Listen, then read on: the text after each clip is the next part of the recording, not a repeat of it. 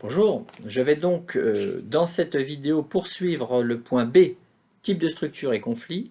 La dernière fois, ou lors des dernières vidéos, je vous avais parlé des parties de base de l'organisation selon Mintzberg, puis des mécanismes de coordination et des configurations structurelles. J'avais présenté lors de la dernière vidéo les 6 configurations structurelles que l'on trouve dans les travaux de Mintzberg. J'en arrive maintenant au lien entre les types de structures et les conflits, autrement dit au lien entre les configurations structurelles et les conflits. C'est ce que vous voyez sur votre plan détaillé.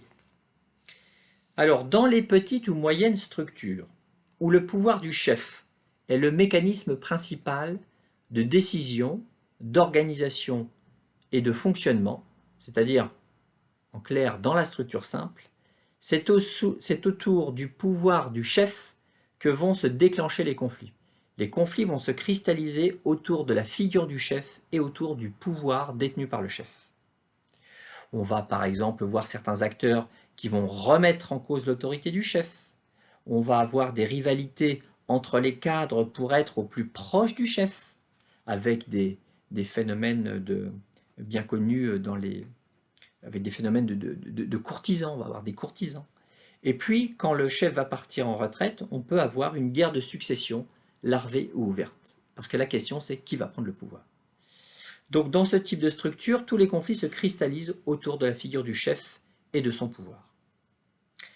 Dans les structures où la qualification des salariés est le critère essentiel de contrôle sur le travail, autrement dit, dans la bureaucratie professionnelle, les conflits vont être d'une autre nature. On n'a pas affaire au même type de conflit que dans la structure simple. C'est autour des compétences et de leur reconnaissance que vont en général se cristalliser les conflits parce que les acteurs vont vouloir faire reconnaître leurs compétences et donc il va y avoir une sorte de concurrence, de course à la reconnaissance des compétences professionnelles.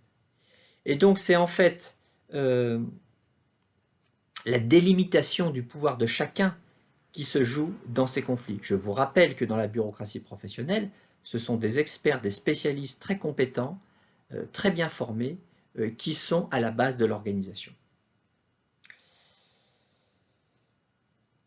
Donc c'est en fait la délimitation vraiment du pouvoir de chacun qui se joue dans ces conflits. A contrario, dans les structures où les responsabilités sont volontairement partagées, où la coordination doit se faire par rencontre, par discussion, là où les communications informelles sont essentielles, bref, dans l'adocratie selon Mintzberg, là, les conflits sont encore d'une autre nature.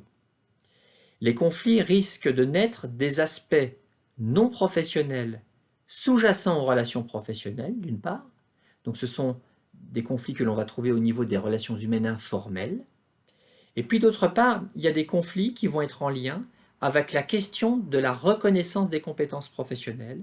Ça, c'est un point commun avec la bureaucratie professionnelle. Mais voyez, la situation est encore un peu différente. Ensuite, dans la bureaucratie mécaniste, alors là, c'est plutôt autour des règles, des standards, de leur conception et de leur application que vont se cristalliser les conflits. Donc, les conflits vont plutôt se produire entre la technostructure d'un côté, qui est chargée de concevoir et de faire appliquer des règles, et le centre opérationnel de l'autre, qui est chargé d'exécuter, enfin de respecter les règles produites par la technostructure. Donc, vous voyez, c'est encore un autre type de situation. Dans la structure divisionnalisée, maintenant, c'est plutôt autour de la fixation des objectifs et des domaines de responsabilité de chacun, entité et individu, que vont se cristalliser les conflits. En général, les conflits vont se cristalliser entre le sommet stratégique d'un côté et le centre opérationnel de l'autre. Je vous rappelle que dans ce type de structure, en termes de mécanisme de coordination, c'est la standardisation des résultats qui est le mécanisme de coordination principal. Donc il n'est pas étonnant que les conflits naissent soit en rapport avec les objectifs que l'on fixe aux gens. Et puis, dans la configuration missionnaire, eh bien, pour aller très vite, les conflits vont plutôt se produire autour de la mission et des valeurs qui sont celles de l'organisation. Conclusion sur les travaux de Mintzberg et sur les liens entre les types de structures et les conflits. Ce que l'on voit, c'est que les conflits apparaissent là où se joue le pouvoir. Les conflits apparaissent là où se joue le pouvoir. Et ça, c'est aussi l'un des grands principes de l'analyse stratégique des organisations. On y reviendra dans le chapitre 2 quand je vous parlerai de l'analyse stratégique des organisations et des travaux de Crozier et Friedberg.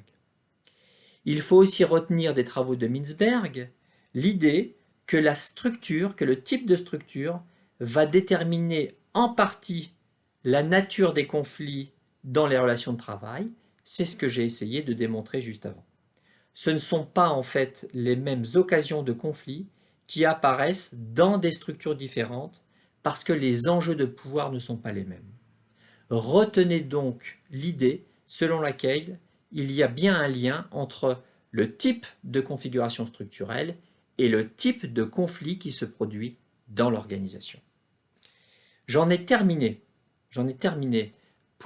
sur les travaux de Mintzberg et dans la prochaine vidéo, je vous parlerai de l'organisation du travail. Au revoir.